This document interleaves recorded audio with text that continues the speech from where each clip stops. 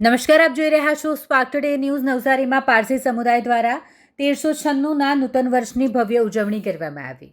દક્ષિણ ગુજરાતમાં દૂધમાં સાકરની જેમ ભળી ગયેલા પારસીઓએ નવસારી શહેરના તરોટા બજાર સ્થિત આવેલ પાક આતસ બહેરામમાં પ્રાર્થના કરી હર્ષોલ્લાસ સાથે પતેતી બાદનું આજે 1396મું પારસીનું નવું વર્ષ ઉજવ્યું. હજારો વર્ષ પૂર્વે ઈરાનથી દક્ષિણ ગુજરાતના કાંઠાના સંજાણ બંદરે ઉતરેલા પારસીઓ અહીં દૂધમાં સાકરની જેમ ભળી ગયા છે.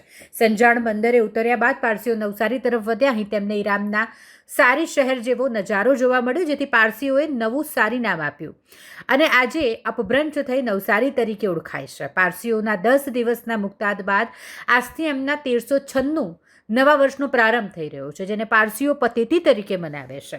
પારસીઓએ આજે વહેલી સવારથી શહેરની 200 વર્ષથી પણ જૂની પારસી આતશ બહેરામ, જ્યાં પારસીઓ ઈરાનથી આવ્યા ત્યારે સાથે લાવેલા પવિત્ર અગ્નિને પ્રથમ આ જ આતશ બહેરામમાં રાખવામાં આવ્યો હતો અને અહીંથી પવિત્ર અગ્નિને પારસીઓના ઉદવાડા સ્થિત અગિયારીમાં સ્થાપિત કરવામાં આવ્યું.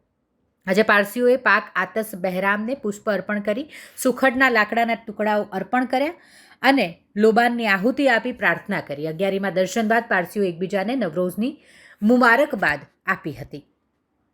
આજે આ યઝબેસરથી 1397મું વર્ષ શરૂ થયું. ફરવંદીન મહિનો અને હોર્મઝ નવું વર્ષ.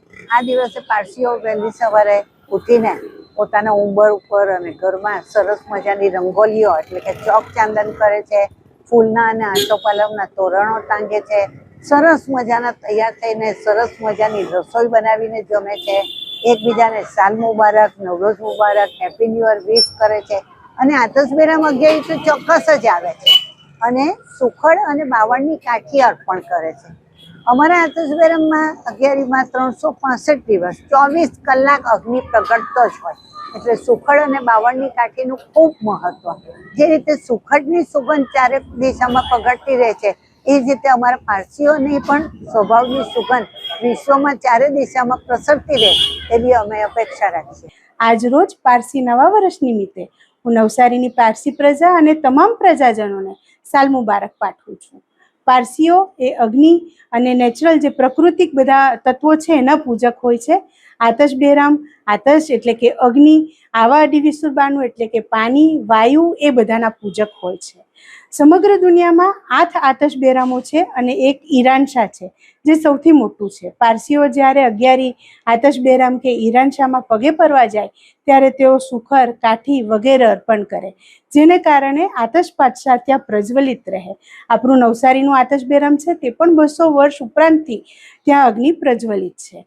આજે જ્યારે પારસી સમાજનું નવું વર્ષ છે ત્યારે હું સમગ્ર પ્રજાજનો માટે પાક દાદા રહુર મઝદાને એ પ્રાર્થના કરું કે નવસારીના પ્રજાજનોમાં સુખ, સંપત્તિ, સમૃદ્ધિ, વૈભવનો ઉત્તરોત્તર પ્રગતિ થાય અને વધારો થાય.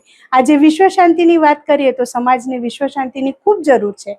તે માટે પણ હું પાક રહુર મઝદાને દુઆ ગુજારું છું કે વિશ્વ શાંતિ સ્થપાય અને રહે.